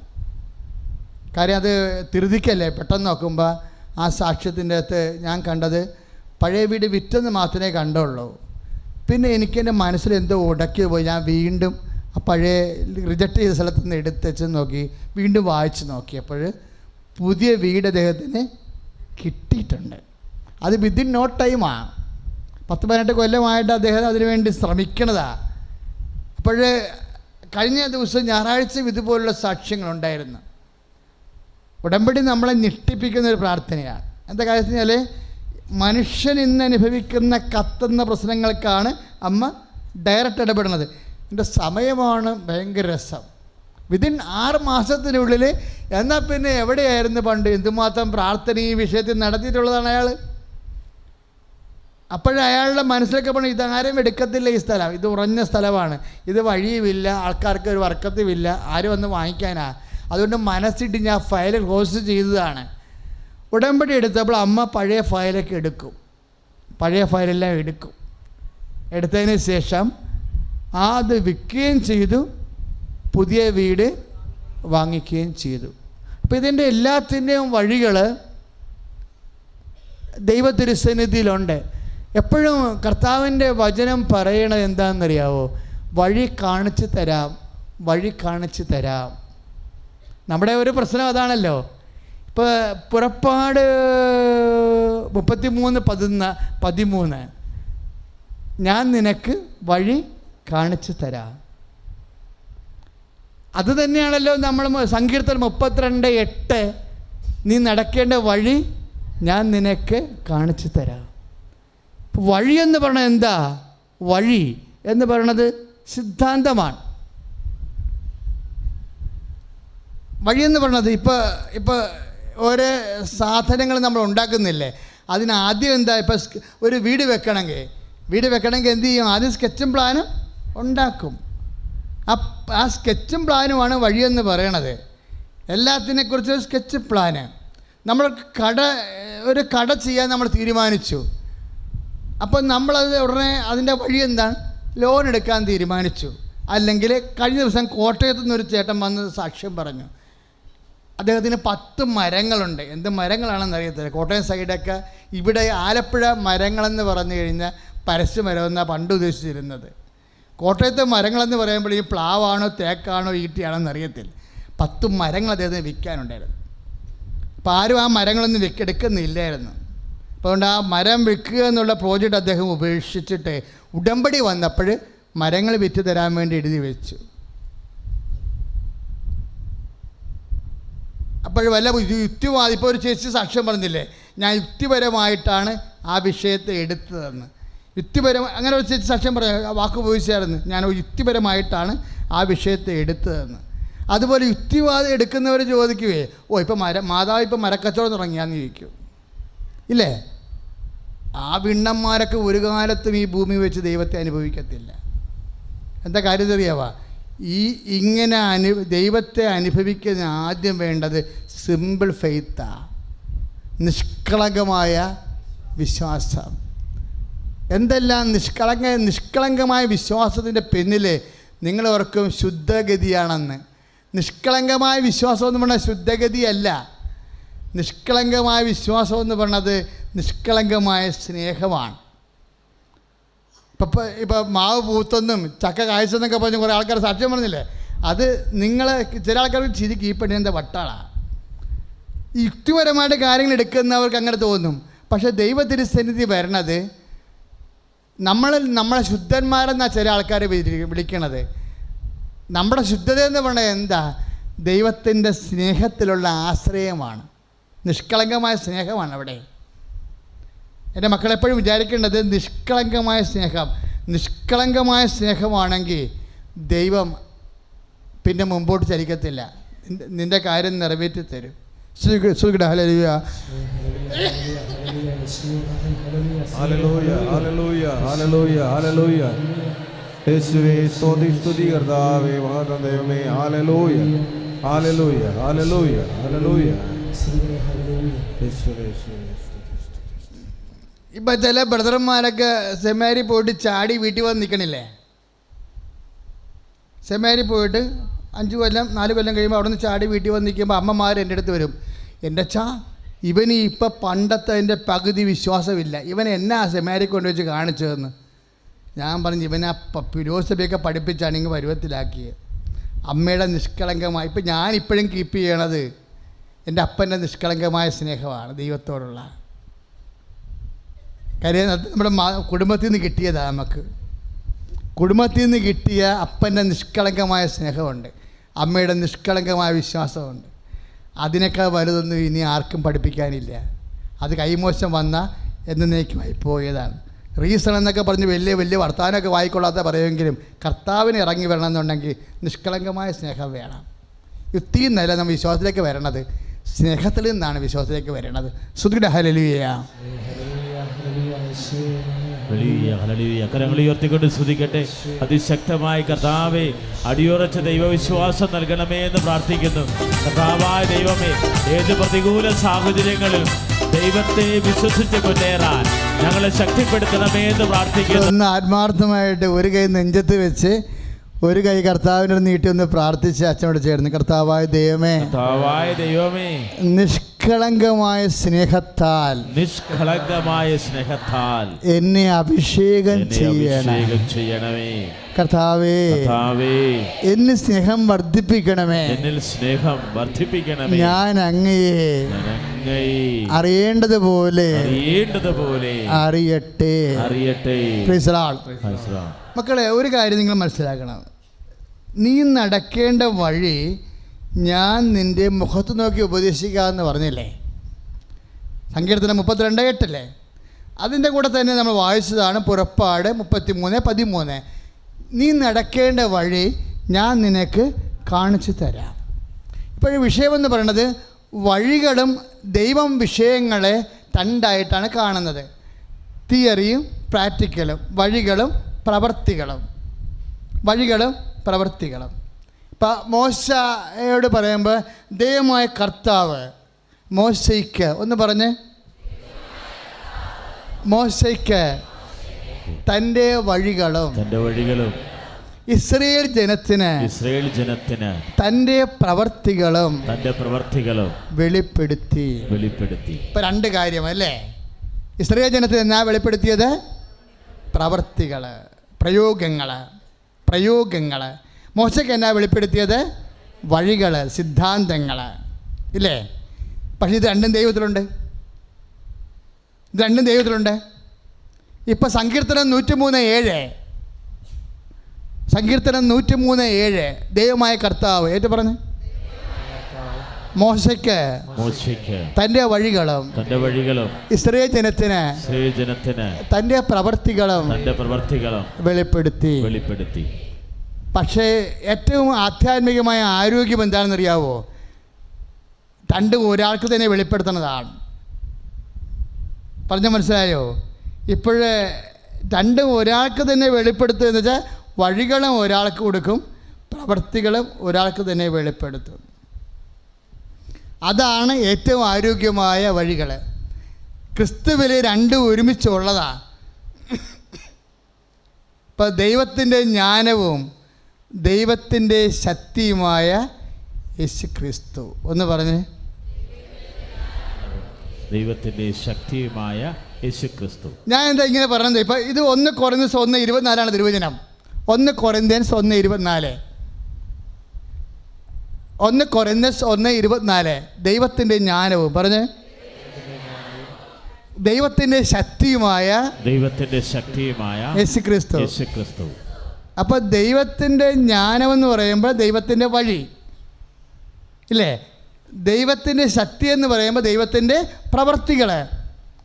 കർത്താവിൻ്റെ പ്രവർത്തികളിലൂടെയാണ് കർത്താവിൻ്റെ ശക്തി വെളിപ്പെട്ടത്. ക്ലിയർ അല്ലേ? ലൂക്ക 8:45 അനുസരിച്ച് കൊണ്ട് കർത്താവിൻ്റെ വീര്യപ്രവർത്തികളിലൂടെയാണ് ആരാണ് എന്നെ സ്പർശിച്ചത്, എന്നിൽ നിന്ന് ശക്തി നിർഗളിച്ചിരിക്കുന്നത്. അപ്പോൾ കർത്താവിന് ശക്തി വെളിപ്പെട്ടത് എങ്ങനെയാണ്? പ്രവൃത്തികളിലൂടെയാണ്. അപ്പോൾ ദൈവത്തിൻ്റെ ജ്ഞാനമെന്ന് പറയണത് ദൈവത്തിൻ്റെ വഴികളാണ്, അഥവാ സിദ്ധാന്തമാണ്, അഥവാ പ്ലാനാണ്. ദൈവത്തിൻ്റെ പ്രവൃത്തികളെന്ന് പറയണത് ആ ജ്ഞാനത്തിൻ്റെ വെളിപാടാണ്. തിയറിയും പ്രാക്ടിക്കലും ഒരാളിൽ തന്നെയാണെന്നാണ്. എന്തിനാണ് ഇങ്ങനെ പറയണമെന്നറിയാവോ? നിങ്ങൾ ബിഗ് സീറോ ആണെന്ന് ചില ആൾക്കാർ എന്നോട് പറയത്തില്ലേ? എനിക്ക് 2 കോടി കടമുണ്ട് എന്ന് പറയും. അപ്പം ഞാൻ തിരിച്ച് ചോദിക്കും, അത് പരിഹരിക്കാൻ വല്ല മാർഗവും ഉണ്ടോ എന്ന് ചോദിക്കും. അപ്പോൾ പറയും, അച്ഛാ ഒരു പറമ്പുണ്ട്, പക്ഷേ അത് പല ആൾക്കാരുടെ പേരിൽ കിടക്കുകയാണ്. അല്ല, കുറച്ച് ആൾക്കാർ ചത്തുപോയവർക്കെല്ലാം വേറെ അവകാശികളുണ്ട്. ഏത് കാലത്ത് വിത്ത് ചുട്ടെടുക്കാനാണെന്ന് ഒരു പിടിയുമില്ല, അത് ഉള്ളതും ഇല്ലാത്തതും കണക്കാണെന്ന് പറയും. പിന്നെ എന്നാ വഴി? പിന്നെ ഒരു വഴിയില്ലെന്ന് പറയും. അപ്പോൾ അത്രയും 1 കോടിക്കടം നമ്മുടെ മുമ്പിൽ വീടാൻ വേണ്ടി നമ്മൾ സീറോയാണ്, നമുക്ക് വഴിയില്ല. ഈ സിറ്റുവേഷനിലാണ് നമ്മൾ കർത്താവിന്. അപ്പോൾ ഞാൻ പറയാം, കുഴപ്പമില്ല, കർത്താവിൽ തന്നെ വഴിയുണ്ട്, നീ കർത്താവിനെ സ്വീകരിക്കാൻ പറയും. പറഞ്ഞ മനസ്സിലായ മക്കളെ? നമ്മുടെ മുമ്പിൽ വഴിയില്ല. ഇപ്പോൾ ഈ 42 വയസ്സുകാരൻ കല്യാണം കഴിച്ചില്ലേ? ഇല്ലേ? അപ്പം അതുപോലെ ചില ഡെഡ് എല്ലാം ഉണ്ട്. ഇപ്പോൾ കഴിഞ്ഞ ദിവസം കൊണ്ട് സാക്ഷ്യം ഉണ്ടായിരുന്നു.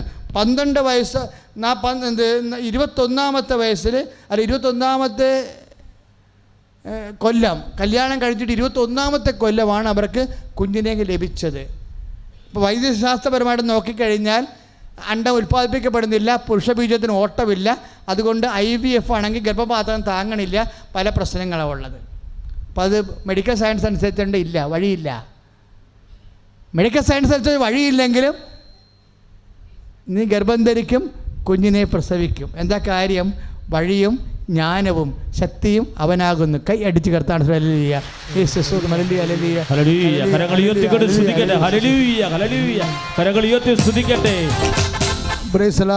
അപ്പോൾ അതുകൊണ്ട് മക്കളില്ല, പുരുഷന്മാർ ബീജം വറ്റിപ്പോയി, അതുപോലെ തന്നെ മക്കളില്ല, അണ്ടം ഉൽപ്പാദിപ്പിക്കപ്പെടുന്നില്ല എന്നൊക്കെ പറഞ്ഞാലൊന്നും അതൊന്നും അവസാന വാക്കല്ല.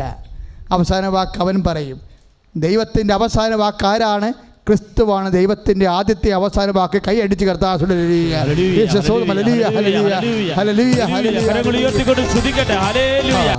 അപ്പോൾ ഏതെല്ലാം തരത്തിൽ എൻ്റെ മക്കളെ, അതുകൊണ്ട് കർത്താവിൻ്റെ വചനം പറയും, പ്രത്യാശ നിങ്ങൾ കൈവെടിയരുത്. ഏറ്റു പറഞ്ഞ്, ലോകത്തോട് മനുഷ്യരാശിയുടെ മുഖത്ത് നോക്കി പറഞ്ഞിട്ടുള്ള പ്രത്യാശ നിങ്ങൾ കൈവെടിയരുത് എന്ന് മനുഷ്യരാശിയുടെ മുഖത്ത് നോക്കി വേദനയുടെ നിമിഷങ്ങളിൽ സംസാരിച്ചിട്ടുള്ള ഒരേ ഒരു പുസ്തകമാണ് കർത്താവിൻ്റെ വചനം. കൈ അടിച്ച് കർത്താവ്. നമ്മളെ എല്ലാ തരത്തിലും വഴിയും വാതിലും കെട്ടപ്പെടുമ്പോൾ നമുക്കൊരു തീരുമാനമെടുക്കാൻ വ്യക്തത വന്നു. എന്താ കാര്യം? ക്രിസ്തുവിൽ വഴിയുണ്ട്, ക്രിസ്തുവിൽ വാതിലുണ്ട്, ക്രിസ്തുവിൽ പ്രവൃത്തിയുണ്ട്, ക്രിസ്തുവിൽ വഴിയുണ്ട്, ക്രിസ്തുവിൽ പ്രയോഗമുണ്ട്, ക്രിസ്തുവിൽ ജ്ഞാനമുണ്ട്, ക്രിസ്തുവിൽ സത്യമുണ്ട്, ക്രിസ്തുവിൽ ശക്തിയുണ്ട്. എന്നിട്ട് കർത്താവിൻ്റെ വചനം പറഞ്ഞു, ക്രിസ്തു എല്ലാമാണെന്ന് പറഞ്ഞു. കൊളോസ്യസ് 3:11. കൊളോസ്യസ് 3:11 ഏറ്റു പറഞ്ഞ്, ക്രിസ്തു എല്ലാമാണ്. ക്രിസ്തു എല്ലാമാണ്. അതിൻ്റെ അർത്ഥം എന്താണ്? ക്രിസ്തു ജ്ഞാനമാണ്. പറഞ്ഞ്, ക്രിസ്തു ജ്ഞാനമാണ്. ക്രിസ്തു ശക്തിയാണ്, ക്രിസ്തു വഴിയാണ്, ക്രിസ്തു പ്രവൃത്തിയാണ്, ക്രിസ്തു സിദ്ധാന്തമാണ്, ക്രിസ്തു പ്രയോഗമാണ്. കരങ്ങൾ ഉയർത്തിക്കൊണ്ട് സ്തുതിക്കട്ടെ. Hallelujah, hallelujah, hallelujah, hallelujah. പ്രാർത്ഥിച്ച മക്കളെ, മനസ്സിൽ നെഞ്ചിൽ കൈവച്ച് പ്രാർത്ഥിച്ച്, കണ്ണടച്ച് പ്രാർത്ഥിച്ച്, കർത്താവായ ദൈവമേ, മുമ്പോട്ട് നോക്കുമ്പോൾ ഒരു വഴിയുമില്ല, ഒരു വാതിലുമില്ല, എവിടെ തുടങ്ങണം, എന്ത് ചെയ്യണമെന്ന് ഒരെത്തും പിടിയുമില്ല. വല്ലാതെ മനസ്സിടറുന്ന ഇപ്പോഴേ കർത്താവേ, ദൈവത്തിന്റെ ഉത്തരമായി ഈശോയെ പൂർണ്ണ ഹൃദയത്തോടെ സ്വീകരിക്കുവാൻ ഈശോയെ ജീവിതത്തിലെ ഈശോയുടെ വചനങ്ങള് നിവർത്തിയാക്കിക്കൊണ്ട് പരിശുദ്ധ അമ്മയെ പോലെ ദൈവവചനം കേൾക്കുകയും അതനുസരിച്ച് ജീവിക്കുകയും ചെയ്തുകൊണ്ട് ദൈവത്തിന്റെ വാഗ്ദാന പേടകമായി ദൈവത്തിന്റെ ശക്തി പ്രവർത്തിക്കുന്ന ദൈവത്തിന്റെ വാഗ്ദാന പേടകമായി ദൈവ സാന്നിധ്യമായി ഞാൻ മാറുമ്പോഴേ ജോർദാൻ വറ്റിക്കുന്നതും എന്റെ മുമ്പിലുള്ള ജീവിത പ്രാരാബ്ധങ്ങളുടെ കണ്ണീരിന്റെ ജോർദാൻ വറ്റിക്കുന്നത് ഞാനല്ല, എന്നിൽ വസിക്കുന്ന നീയാണ്.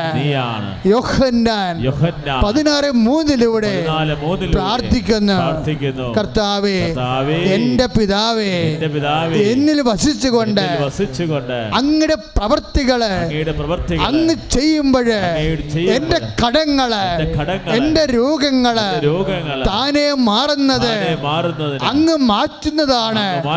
അങ്ങയ്ക്ക് എന്നിൽ വസിച്ചുകൊണ്ട് അങ്ങയുടെ പ്രവർത്തികള് ചെയ്യുമ്പോഴ് രാക്ഷസ കോട്ടകള് പൊടിഞ്ഞു വീഴുന്നത് അങ്ങയുടെ ശക്തിയാലാണ്. ഓ ദൈവമേ, വാഗ്ദാനത്തിന്റെ ഉറവിടമായ ദൈവമേ, അങ്ങയുടെ നാമത്തെ മഹത്വപ്പെടുത്തണമേ. അങ്ങയുടെ നാമത്തെ പരിശുദ്ധ അമ്മ മഹത്വപ്പെടുത്തിക്കൊണ്ട് അവൻ പറഞ്ഞതുപോലെ കർത്താവിന്റെ ദാസി അങ്ങയുടെ വചനമെന്നിൽ നിറവേറട്ടെ. അമ്മ പറഞ്ഞതുപോലെ അവൻ പറഞ്ഞതനുസരിച്ച് കൊണ്ട് ജീവിച്ചുകൊണ്ട് ദൈവത്തിന്റെ ശക്തിയുടെ ഉപകരണമായി എന്നെ മാറ്റണമേ.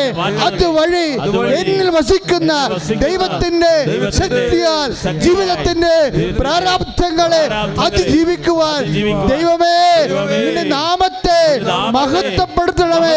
ഇപ്പോഴ് മഹത്വപ്പെടുത്തണമേ. കരങ്ങളുയർത്തി സ്തുതിക്കട്ടെ. കർത്താവായ ദൈവമേ, യോർദാൻ കർത്താവേ ജീവിതം വഴിമുട്ടിയപ്പോൾ യോർദാനിൽ വഴിതെളിച്ച ദൈവമേ, അങ്ങേ ഞങ്ങൾ സ്തുതിക്കുന്ന കർത്താവേ. ഹല്ലേലൂയ. ഉടമ്പടി സന്തോഷത്തോടെ എല്ലാവരും എഴുന്നേൽക്കുക. രോഗസൗഖ്യ പ്രാർത്ഥനയിൽ പ്രവേശിക്കുകയാണ്. അതിനുശേഷം നേർച്ച വസ്തുക്കളുടെ ആശീർവാദം. എല്ലാവരും എഴുന്നേൽക്കുക മക്കളെ, പെട്ടെന്ന്. കർത്താവിൻ്റെ വചനം അഭിഷേകമായി കിട്ടിക്കഴിഞ്ഞാൽ പെട്ടെന്ന് നടക്കുന്ന കാര്യങ്ങളാണ് വലിയ രോഗസൗഖ്യങ്ങൾ. അച്ഛന് ദർശനങ്ങൾ ലഭിക്കാൻ വേണ്ടിയും പ്രാർത്ഥിക്കണം. സന്തോഷത്തോടെ എഴുന്നേൽക്കുക. ഇന്ന് നിങ്ങൾ കാണുന്ന ഈജിപ്തുകാരെ നാളെ നീ കാണത്തില്ലെന്ന് മോസസിനോട് പറഞ്ഞില്ലേ? അതുപോലെ ഇന്ന് നീ അനുഭവിക്കുന്ന രോഗങ്ങളെ നാളെ നിൻ്റെ ജീവിതത്തിൽ ഉണ്ടാവത്തില്ല, മരണം വരെ ഒരിക്കലും ഉണ്ടാകത്തില്ല. ഇപ്പോഴും പ്രാർത്ഥിക്കുന്ന അസ്ഥിവേദനക്കാരെയാണ് പ്രാർത്ഥിക്കുന്നത്. അസ്ഥിവേദനക്കാരെ പ്രാർത്ഥിക്കാൻ പോകുന്നു. അച്ഛൻ പ്രാർത്ഥിക്കുന്ന മുമ്പ് തന്നെ പ്രാർത്ഥിക്കുന്ന വിഷയങ്ങളെല്ലാം പറഞ്ഞു. അപ്പോൾ ആ വേദന അനുഭവിക്കുന്നവരെ ആ സ്ഥലങ്ങളിൽ നിങ്ങളുടെ കൈകൾ വെച്ച് വിശ്വാസപ്രമാണം ചെല്ലാൻ തുടങ്ങിയേക്കണം. ഇപ്പോഴേ നടുവേദനക്കാരെ പ്രാർത്ഥിക്കാൻ തുടങ്ങുന്നു. അപ്പം നടുവേദന അനുഭവിക്കുന്ന സ്ഥലങ്ങളിൽ കൈകൾ വെക്കണം ഇപ്പോഴേ. പിന്നെ മൈഗ്രെയിൻ്റെ അസുഖമുള്ളവർ, മാറാത്ത തലവേദനയില്ലേ, മാറാത്ത തലവേദന ഉള്ളവർ ദയവായി തലവേദനയുള്ള സ്ഥലത്ത് നിൻ്റെ കൈ വെക്കണം. വെറുതെ വെച്ച് തലവേദന ഉണ്ടാക്കിയെടുക്കരുത്, പറയണ കൃത്യമായിരിക്കണം. മൈഗ്രെയിൻ എന്ന് വെച്ചാൽ മൈഗ്രെയിൻ സാധാരണ തലവേദനയല്ല. വിട്ടുമാറാത്ത തലവേദന ഉള്ളവർ മാത്രമേ തലേ കൈ വെക്കാവൂ. ആ തലവേദനയുള്ള സ്ഥലങ്ങളിൽ വെക്കണം. നടുവേദനക്കാർ വേദന വെക്കണം, വേദനയുള്ള ഇടങ്ങളിൽ വെക്കണം. അമ്മ മാതാവിൻ്റെ ജീവനുള്ള മധ്യസ്ഥം നമുക്ക് ലഭിക്കുന്ന ഒരുപക്ഷെ ലോകത്തിലെ അപൂർവ സ്ഥലങ്ങളിലൊന്നിലാണ് ദൈവം തന്നെ കൊണ്ടുവന്നിരിക്കുന്നത്. അമ്മ ജീവനോട് പ്രത്യക്ഷപ്പെട്ട സമയത്തിൻ്റെ അധികാരിയാണെന്ന് ലോകത്തിനോട് പറഞ്ഞ പ്രാർത്ഥനയാണ് പ്രത്യക്ഷീകരണ പ്രാർത്ഥന. സഭ അത് ഏറ്റെടുത്ത് പഠിക്കണമെന്നാണ് പ്രത്യക്ഷീകരണ പ്രാർത്ഥന ചെല്ലുമ്പോൾ നമ്മൾ പ്രാർത്ഥിക്കുന്നത്. അത് തീർച്ചയായിട്ടും സഭ പഠിക്കുക തന്നെ ചെയ്യും. അമ്മ അതിനുള്ള പ്രേരണ കൊടുത്തുകൊണ്ടാണ് ഈ വലിയ അത്ഭുതങ്ങളെല്ലാം നടത്തുന്നത്. ഉടമ്പടി പ്രാർത്ഥന അതിനെ ബേസ് ചെയ്ത് വരുന്ന പ്രാർത്ഥനയാണ് നമുക്കറിയാം. അമ്മയുടെ പ്രത്യക്ഷപ്പെടൽ സഭ ഏറ്റെടുക്കാൻ വേണ്ടി മനസ്സിൽ പ്രാർത്ഥിക്കണം. കാര്യം നമ്മളെ മാത്രം ബാധിക്കുന്നൊരു വിഷയമല്ല, ലോകത്തെ മൊത്തം ബാധിക്കുന്നൊരു വിഷയം. ദൈവം മനസ്സ് തുറന്ന ഇടമാണ് കൃപാസനം അൾത്താര. അത് ഔദ്യോഗിക സഭ ഏറ്റെടുത്ത് പഠിച്ച് അമ്മയുടെ പ്രത്യക്ഷീകരണങ്ങൾക്ക് വലിയ സ്ഥിരീകരണം കൊടുത്തുകൊണ്ട് ദൈവത്തിൻ്റെ മനസ്സ് നിറവേറ്റാൻ ഈ ഭൂമിയിലുള്ള ദൈവത്തിൻ്റെ ഉപകരണമാണ് തിരുസഭ. തിരുസഭയ്ക്ക് വേണ്ടി സ്തുതിക്കട്ടെ, ഹല്ലേലൂയ, പ്രാർത്ഥിക്കട്ടെ.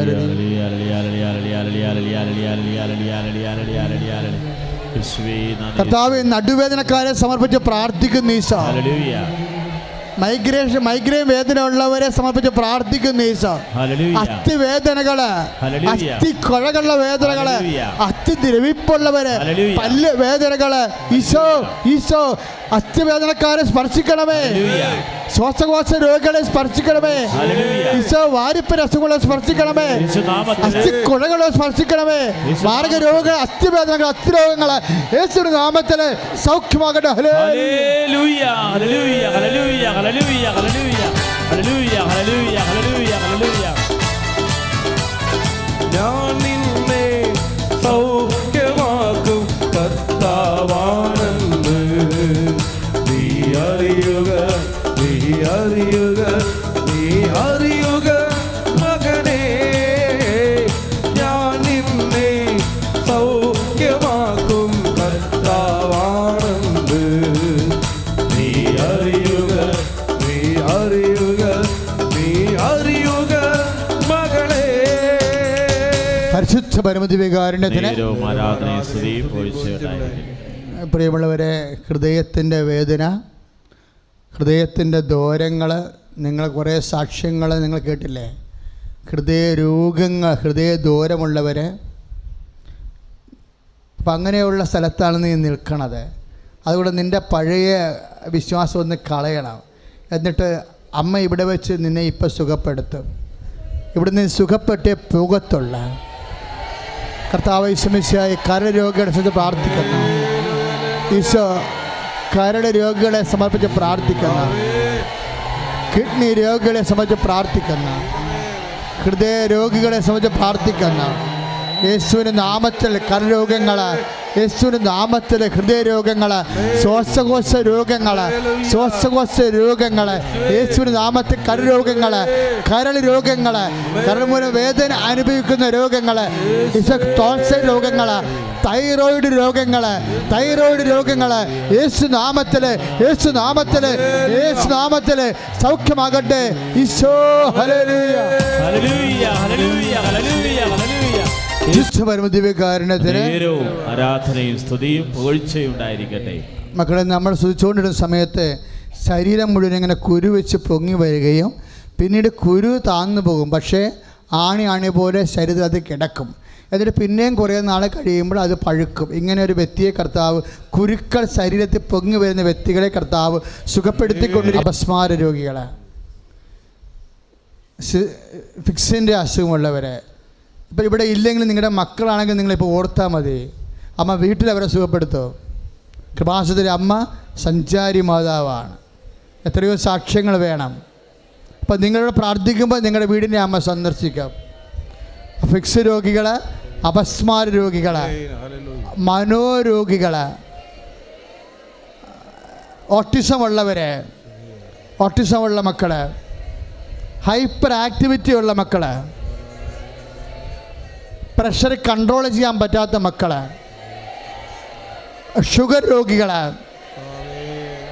എല്ലാ രോഗികളുടെ മേലും, മാർഗരോഗികൾ, മാറാരോഗങ്ങളുടെ മേലെല്ലാം കർത്താവിന് ശക്തി വരാൻ വേണ്ടി മാതാവ് മധ്യസ്ഥം പ്രാർത്ഥിച്ച സമയത്ത് ഹല്ലേലൂയ, ഈശോ ഈശോ സ്പർശിക്കണമേ കർത്താവേ.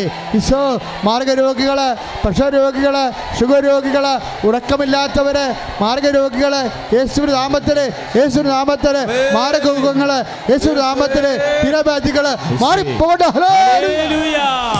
കരങ്ങൾ ഉയർത്തി സ്തുതിക്കട്ടെ. കർത്താവേ, രോഗങ്ങൾ സുഖപ്പെടുത്തുന്നവർ നന്ദി പറയുന്നു. മാരകമായ രോഗങ്ങള്, ജീവിതം വിഷമിപ്പിക്കുന്ന രോഗങ്ങള്, മരുന്ന് കഴിച്ചിട്ട് മാറാത്ത രോഗങ്ങള് സൗഖ്യപ്പെട്ട് നന്ദി പറയുന്നു. നന്ദി, നന്ദി, ആരാധന, ആരാധന. ഹല്ലേലൂയ. ഹല്ലേലൂയ. പ്രിയമുള്ളവരെ, നമ്മളിപ്പോൾ പ്രാർത്ഥിക്കാൻ പോകുന്നത് ഉടമ്പടിയിൽ വെച്ച വിഷയങ്ങളുണ്ട്. കൂടാതെ ഉടമ്പടി ചെയ്യാത്ത അനേകം മക്കൾ ഇപ്പോൾ മാതാവിൻ്റെ സന്നിധാനത്തിൽ കണ്ണുനീരോടെ പ്രാർത്ഥിക്കുന്നുണ്ട്. ഇപ്പോഴും നമ്മൾ പ്രാർത്ഥിക്കാൻ പോകുന്ന എല്ലാവരെയും ഉദ്ദേശിച്ച് ഉൾപ്പെടുത്തിക്കൊണ്ടും പ്രാർത്ഥിക്കാൻ പോകുന്നത് ജോലിയില്ലാത്തവരുണ്ട്. ഇപ്പോഴെന്തോ ഒരു ഇങ്ങനെ ഈ രക്തം കരക്കണ പോലെ കാണുന്നു, രക്തം കരക്കണ പോലെ കാണുകയും ഈ കാർപ്പൻറ്റേഴ്സ് ഉപയോഗിക്കുന്ന മട്ട പോലെ എന്തോ സംഭവങ്ങൾ കാണുന്നു. ബട്ട് മേ ബി ഇതൊക്കെ നമ്മൾ ശ്രുതികട ഹല്ലേലൂയ.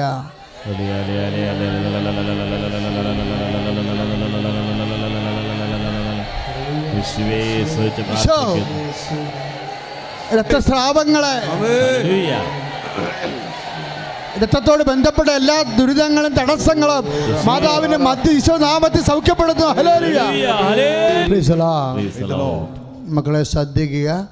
ഇപ്പം നമ്മൾ പ്രാർത്ഥിക്കാൻ പോകുന്ന വിവാഹ തടസ്സങ്ങൾ, പുരുഷന്മാർക്കായാലും സ്ത്രീകൾക്കായാലും വിവാഹ തടസ്സങ്ങൾ മാറുന്നതിന് വേണ്ടി, മക്കളില്ലാത്തവർക്ക് മക്കളെ ലഭിക്കാൻ, ജോലി തടസ്സങ്ങൾ മാറാൻ,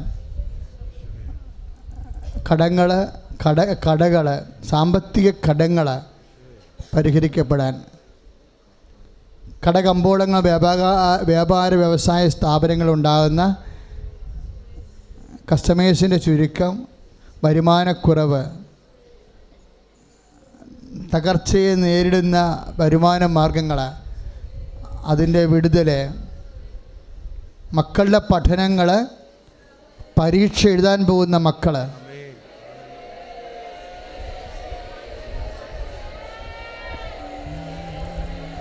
പ്രൊമോഷൻ, ജോലി, ജേണി, ജോലിയുമായി ബന്ധപ്പെട്ട് വരുന്ന സങ്കട സാഹചര്യങ്ങൾ മാറുന്നതിന് വേണ്ടി പ്രാർത്ഥിക്കും. ജോലിയുമായി ബന്ധപ്പെട്ട് വരുന്ന യാത്രകൾ, ഇൻ്റർവ്യൂ, ടെസ്റ്റ്, നൈപുണ്യ പരീക്ഷകൾ, revaluation, visa processing, emigration, PR, MOH, HAD, IELTS, PSN test, എല്ലാ നൈപുണ്യ പരീക്ഷകൾ, എല്ലാ യോഗ്യതാ പരീക്ഷകൾ, അതെഴുതാൻ പോകുന്നവർ, റിസൾട്ട് പ്രതീക്ഷിക്കുന്നവർ, ഇൻ്റർവ്യൂ ടെസ്റ്റ്, റാങ്ക് ലിസ്റ്റിലെ അപ്പോയിൻമെൻറ്റ് മെമ്മോ എല്ലാം പ്രതീക്ഷിക്കുന്നവർക്ക് വേണ്ടി പ്രാർത്ഥിക്കുന്ന സ്തുതിയുടെ ഹല്ലേലൂയ. അതിശക്തമായ സ്തുതിയുടെ ഹല്ലേലൂയ. വീട് പണിയുന്നവർ, ഭവനരഹിതര്, വീടില്ലാത്തവർ, വാടക ഒറ്റി പാട്ട, വ്യത്യസ്തങ്ങളായ മേഖലകളിൽ വേദന അനുഭവിക്കുന്നവരുടെ വിടുതല് സ്തുതിയുടെ ഹല്ലേലൂയ. വ്യത്യസ്തങ്ങളായ ജീവിതാവസ്ഥകളിൽ വേദന അനുഭവിക്കുന്നവർ പ്രാർത്ഥിക്കുന്ന ദൈവത്തിന്റെ ശക്തിയാൽ എല്ലാ ജീവിത ദുരിതങ്ങളും തടസ്സങ്ങള് യേശുനാമത്തില് മാറിപ്പോടും. നേർച്ച വസ്തുക്കൾ എടുക്കുക. പത്രം എല്ലാവരും കയ്യിലെടുക്കുക. ഏറ്റവും വലിയ നേർച്ച വസ്തു കൃപാസനത്തിൻ്റെ സുവിശേഷ പത്രമാണ്. പത്രം കയ്യിലെടുക്കുക മക്കളെ.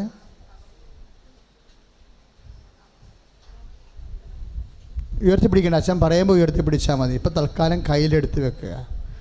പത്രത്തിൻ്റെ മുകളിൽ നിങ്ങളുടെ തിരിയും കാശുരൂപം എടുത്ത് വെക്കുക. എപ്പോഴും ശ്രദ്ധിക്കണം, കൃപാസനത്തിൻ്റെ പ്രാർത്ഥന കൂടുന്നവരെ കൃപാസനത്തിൽ വ്യഞ്ചരിച്ച കൃപാസന നേർച്ച വസ്തുക്കളാണ് ഉപയോഗിക്കേണ്ടത്. കുടുംബ പ്രാർത്ഥനയ്ക്ക് എന്ത് ഉപയോഗിച്ചാലും കുഴപ്പമില്ല. പക്ഷേ കൃപാസനത്തിൽ ഉടമ്പടി പ്രാർത്ഥന കൂടുന്നവരും അതുപോലെ തന്നെ ഉടമ്പടി ധ്യാനം കൂടുന്നവരും ഇതുപോലെ ഉടമ്പടി ധ്യാനം കൂടുന്നവരും കൃപാസനത്തിൽ വ്യഞ്ചരിച്ച നേർച്ച വസ്തുക്കളാണ് ഉപയോഗിക്കേണ്ടത്. കൃപാസനത്തിൽ വ്യഞ്ചരിച്ച നേർച്ച വസ്തു എന്ന് പറഞ്ഞാൽ എന്നാ, ഉടമ്പടി ചെയ്യാത്തവർക്ക് വേണ്ടി ഉള്ള നേർച്ച വസ്തുവുണ്ട്. അത് ജെറീക്കോ പ്രാർത്ഥന നടത്തി 3 മണിക്കൂർ ആരാധന നടത്തിയിട്ട് അച്ഛൻ വെഞ്ചരിക്കേണ്ടതാണ്. ഉപ്പ്, തേന്, തിരി, അവരുടെ കാശുരൂപ അത് സ്റ്റോളിൽ നിന്ന് ലഭിക്കും. അത് കൃപാസനത്തിൻ്റെ നേർച്ച വസ്തു കൃപാസനത്തിൻ്റെ ഉള്ളിൽ നിന്നേ ലഭിക്കത്തുള്ളൂ. കൃപാസന നേർച്ച വസ്തു കൃപാസനത്തിൻ്റെ ഗേറ്റിൻ്റെ ഉള്ളിൽ നിന്നേ ലഭിക്കത്തുള്ളൂ. അത് ഉപയോഗിച്ച് പ്രാർത്ഥിച്ചിട്ടാണ് ഈ ആൾക്കാരെ സാക്ഷ്യം പറയണത്. ഉടമ്പടി നേർച്ച വസ്തു അങ്ങനെയുള്ളതല്ല. ഉടമ്പടി നേർച്ച വസ്തു അമ്മമാർ പ്രത്യക്ഷപ്പെട്ട സ്ഥലത്ത് നീലത്തിരി, പച്ചത്തിരി, ഉടമ്പടി കാശുരുവ, ഉടമ്പടി തൈലം എല്ലാം പാക്ക് ചെയ്ത് വെച്ചിട്ട് കുർബാന ചൊല്ലി കുർബാന ഉടുപ്പ് കഴിച്ചിടാതെ പ്രത്യേക 12 പ്രാർത്ഥനയിലാണ് നേർച്ച വസ്തുക്കൾ ആശീർവദിക്കുന്നത്. പത്രവും അതുപോലെ തന്നെയാണ്. അപ്പം അതാണ് ഉടമ്പടി നേർച്ച വസ്തുക്കൾ. അതുകൊണ്ട് ഉടമ്പടി നേർച്ച വസ്തുക്കൾ തീർന്നു പോയാൽ ഉടമ്പടി ചെയ്തവർക്ക് മാത്രമേ അത് കിട്ടത്തുള്ളൂ. ചെയ്തവർ ആ പേപ്പർ കൊണ്ടുവന്ന് ഓഫീസിൽ കാണിച്ചിട്ട് സൈൻ ചെയ്ത് വാങ്ങിച്ചിട്ടാണ് നേർച്ച വസ്തു കൊടുക്കത്തുള്ളത്. ഉടമ്പടി നേർച്ച വസ്തുക്കൾ അങ്ങനെയാണ്. അല്ല വല്ലതൊക്കെ വാങ്ങിച്ച് ഉപയോഗിച്ചിട്ട് അവസാനം ഫലമില്ലെന്നുണ്ടെങ്കിൽ അത് കൃപാസനത്തെ കൂടി ബാധിക്കുന്ന വിഷയമാണ്. ഉയർത്താം. നേർച്ച വസ്തുക്കൾ എടുത്ത് ഉയർത്തിപ്പിടിക്കാം. ഇതാ ഈശോ നിങ്ങളെ ആശീർവദിക്കാൻ പോവുകയാണ്. ഇത് കരങ്ങൾ ഉയർത്തി ശക്തമായി സ്തുതിച്ച് പ്രാർത്ഥിക്കട്ടെ. അന്ധന് കാഴ്ച കൊടുത്തവൻ, കാഴ്ച ശക്തി കുറവുള്ളവർക്ക് ദൈവം കൃപ വർഷിക്കുന്നു. ബഹൂത രോഗിയെ സുഖപ്പെടുത്തിയവൻ, ക്യാൻസർ രോഗികളെയും കരൾ രോഗികളെയും ഗെറ്റ് രോഗികളെയും ഹൃദയ സംബന്ധമായ രോഗങ്ങളുള്ളവരെല്ലാം ഈശോ ഇതാ നിങ്ങളുടെ ഇടയിലേക്ക് വന്ന് തൊട്ട് സൗഖ്യപ്പെടുത്തുകയാണ്. കരമുയർത്തി മനമുയർത്തി കരഞ്ഞു പ്രാർത്ഥിക്കട്ടെ. വിദ്യാർത്ഥികളെല്ലാം ദൈവം ആശീർവദിക്കുകയാണ്. വേദനയിൽ കഴിയുന്നവര്, ദുഃഖത്തിൽ കഴിയുന്നവര്, ദുരിതത്തിൽ കഴിയുന്നവര്, കടഭാരത്തിൽ കഴിയുന്നവര്, ജീവിത വിഷമതയിൽ കഴിയുന്നവരെ, കടബാധത്തിൽ കഴിയുന്നവരെ ഈശോ ആശീർവദിക്കുന്നു. കുടുംബ സമാധാനമില്ലാത്തവരെ കർത്താവ് ആശീർവദിക്കുന്നു. മാനസിക രോഗികളെ ഈശോ സ്പർശിക്കുന്നു. സന്താനരഹിതരെ ഈശോ സ്പർശിക്കുന്നു. ഭവനരഹിതർക്ക് കർത്താവ് ഭവനത്തിലുള്ള മാർഗം കാണിച്ചു കൊടുക്കുന്നു. ഉടമ്പടിയിൽ വെച്ച എല്ലാ നിയോഗങ്ങളിലും ദൈവിക മുദ്ര, പരിശുദ്ധാത്മ മുദ്ര പതിയുന്നു. Hallelujah, hallelujah, hallelujah. യേശുവേ, യേശുവേ, യേശുവേ, യേശുവേ, യേശുവേ, യേശുവേ, യേശുവേ ആരാധന, യേശുവേ ആരാധന, യേശുവേ ആരാധന, യേശുവേ ആരാധന. പരിശുദ്ധ പരമ ദിവ്യകാരുണ്യത്തിന്, പരിശുദ്ധ പരമ ദിവ്യകാരുണ്യത്തിന്, പരിശുദ്ധ പരമ ദിവ്യകാരുണ്യത്തിന് ആരാധനയും സ്തുതിയും പുകഴ്ചയും ഉണ്ടായിരിക്കട്ടെ.